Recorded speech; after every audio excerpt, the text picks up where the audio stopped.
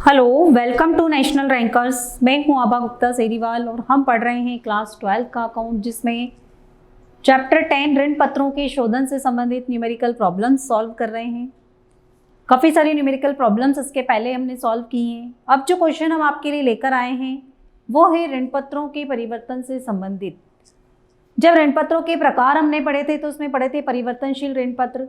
परिवर्तनशील ऋण पत्र मतलब ऐसे ऋण पत्र जिनको एक निश्चित समय के बाद अंशों में परिवर्तित कर दिया जाता है। तो अब जो क्वेश्चन है वो इसी टाइप का है कि जब कंपनी के द्वारा ऋण पत्रों को अंशों में परिवर्तित कर दिया जाता है तो उस वक्त हमें क्या एंट्री करना है। उसके लिए पहले हम ये क्वेश्चन देखते हैं कि हमारा क्वेश्चन क्या है। क्वेश्चन है 2010% प्रत्येक 100 रुपए का सममूल्य पर जारी किया गया था। शोधन 10 रुपए वाले समता अंशों के सममूल्य पर परिवर्तन द्वारा किया गया। मतलब ऐसे ऋण पत्र जो सममूल्य पर जारी किए गए थे, लेकिन जब उनका शोधन किया गया तो कंपनी ने उनको समता अंशों में परिवर्तित कर दिया। ये एक कंडीशन है हमारी। सेकंड कंडीशन है हमारी 3012% ऋण पत्र प्रत्येक 100 रुपए सममूल्य का।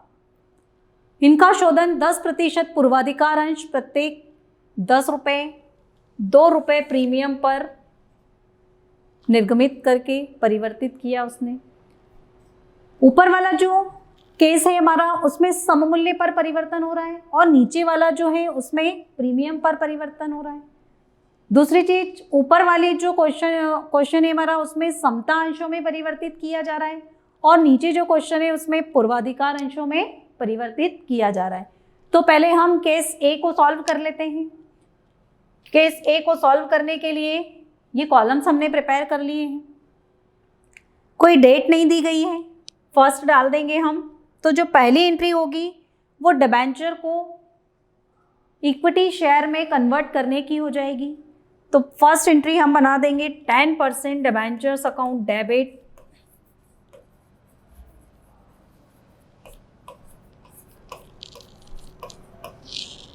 To debenture holders account.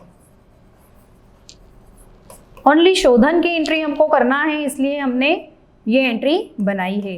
अब टोटल डिबेंचर का अमाउंट 2000 डिबेंचर है और एक डिबेंचर की वैल्यू 100 रुपए है। सममूल्य पर ही निर्गमन था और सममूल्य पर ही इनका शोधन भी है, मतलब 2 लाख रुपए इसकी अमाउंट हो जाएगी। ये 2 लाख रुपए हमने यहाँ लिख दिए। ये 2 लाख रुपए से इसकी एंट्री होना है। नरेशन बीइंग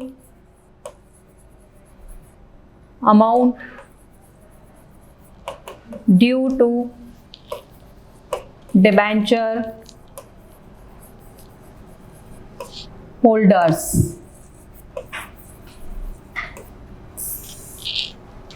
सेकेंड एंट्री इनके भुगतान की होगी। जब भुगतान की एंट्री होगी तो डिबेंचर होल्डर्स डेबिट हो जाएंगे।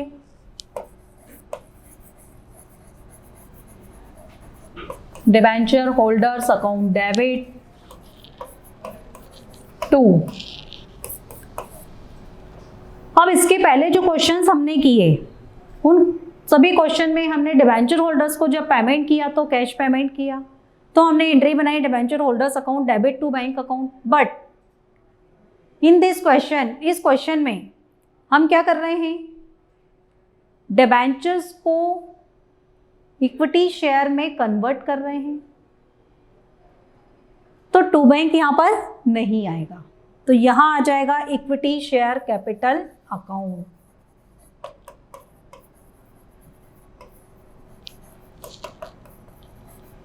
अमाउंट 2 लाख रुपए।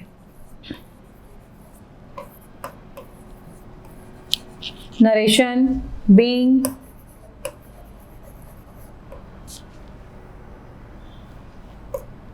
shares issued to debenture holders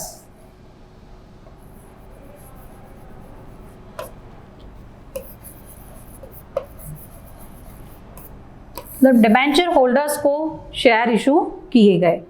तो तो ये था जब इक्विटी शेयर कैपिटल सममूल्य पर ऋण पत्रों का शोधन किया जाए उस वक्त की जाने वाली एंट्री। अब जो सेकेंड कंडीशन है हमारी, जिसमें उसने प्रीमियम पर ऋण पत्रों को शोधन किया है पूर्वाधिकार अंशों में परिवर्तित करके, तो उसके संबंध में पहली एंट्री हम कर देंगे 12% डिबेंचर अकाउंट डेबिट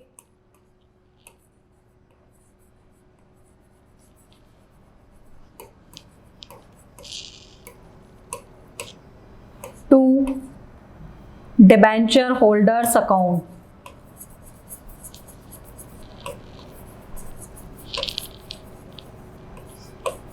₹3,00,000 क्योंकि 3,00,000 के डिबेंचर्स हैं।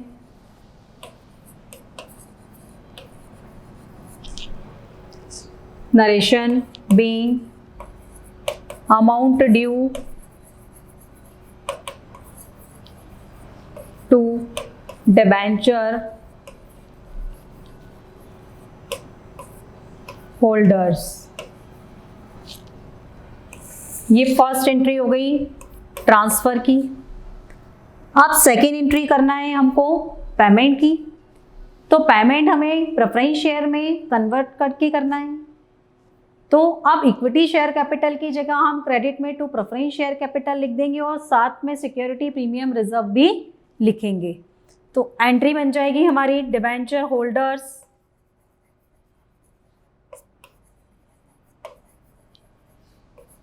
Account debit to 10% preference share capital account और to securities premium reserve account. Narration being preference share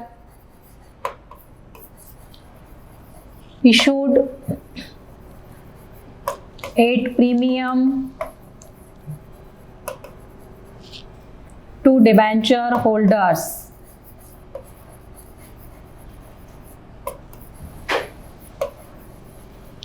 मतलब डिबेंचर होल्डर्स को प्रेफरेंस शेयर इशू किए गए प्रीमियम पर। अब इसकी अमाउंट निकालना है हमको। यहाँ तो आ जाएंगे 3,00,000 प्रीमियम पर कितना अमाउंट देना है ये हमको निकालना पड़ेगा। तो टोटल हमको भुगतान करना है 3,00,000 का। 3,00,000 को हम 12 से डिवाइड कर देंगे। क्यों कर देंगे 12 से डिवाइड? क्योंकि 10 रुपये का डिबेंचर है और 2 रुपये उस पर क्या है, प्रीमियम है। तो मतलब टोटल डिबेंचर की जो वैल्यू है वो 12 रुपये हो गई। 3,00,000 इंटू 12, ये हमने जब कैलकुलेट किया तो ये आ गया 25,000। मतलब डिबेंचर कितने हो गए 25,000। एक डिबेंचर की एक वैल्यू है 2,50,000 हो जाएगी 10 रुपये के हिसाब से। 3,00,000 में से 2,50,000 को हमने माइनस किया तो प्रीमियम की अमाउंट आ जाएगी 50,000। तो इस तरह से ये क्वेश्चन हमारा कंप्लीट हो गया। जब भी कंपनी के द्वारा ऋण पत्रों को अंशों में परिवर्तित करके जनरल एंट्री की जाती शोधन किया जाता है तो उस वक्त हमें 2 एंट्री बनाना है, एक अमाउंट ड्यू की और दूसरी कन्वर्जन की। तो पहली जो एंट्री बनेगी वो 10% debenture account debit to debenture holders account. मतलब जो डिबेंचर्स हैं वो डेबिट हो जाएंगे और जो डिबेंचर होल्डर्स हैं वो क्रेडिट हो जाएंगे। उसके बाद डिबेंचर होल्डर्स को डेबिट करके अगर इक्विटी शेयर कैपिटल दी जा रही है तो टू इक्विटी शेयर कैपिटल हो जाएगी। प्रेफरेंस शेयर में कन्वर्ट कर रहे हैं तो प्रेफरेंस शेयर लिख देंगे। इसमें चूंकि सममूल्य पर निर्गमन था और सममूल्य पर ही उसका शोधन भी था, इसलिए सेम अमाउंट दोनों में हमने लिख दी थी। लेकिन जो नेक्स्ट वाला क्वेश्चन था हमारा, नेक्स्ट वाला जो ऑप्शन दिया गया था हमको, उसमें ऐसा नहीं था। सममूल्य पर निर्गमन था और प्रीमियम पर शोधन था। तो हमने एंट्री बनाई। फर्स्ट एंट्री में तो कोई चेंज नहीं आया हमारा, सिर्फ अमाउंट का चेंज आया। सेकेंड एंट्री जो हमने बनाई उसमें डिबेंचर होल्डर्स को डेबिट किया to preference share capital account और to security premium reserve account, ये हमने लिखा। 3 लाख रुपए का पेमेंट करना है डिबेंचर होल्डर्स को, तो हमने डिबेंचर होल्डर्स में लिख दिया 3 लाख। अब हमें ये देखना है कि प्रेफरेंस शेयर कैपिटल में कितनी अमाउंट आएगी और प्रीमियम में कितनी अमाउंट आएगी। तो एक जो शेयर है वो 10 रुपए का है और 2 रुपए उसके ऊपर प्रीमियम है, तो टोटल उसकी कीमत हो गई 12 रुपए। तो 3 लाख इंटू 3 लाख अपॉन में हमने कर दिया 12। हमने ये इसलिए किया क्योंकि हमें ये पता करना था कि टोटल कंपनी ने कितने अंशों को निर्गमित किया है, टोटल डिबेंचर होल्डर्स को कितने शेयर्स कंपनी के द्वारा दिए गए हैं। तो कंपनी के द्वारा उसको 25,000 शेयर दिए गए, 25,000 शेयर, एक 10 रुपए का, तो टोटल हो गए 2,50,000। ये हमने 2,50,000 यहाँ लिख दिए और बाकी की जो अमाउंट थी वो उसकी प्रीमियम में चली गई। 3 लाख में से 250 को माइनस कर दिया।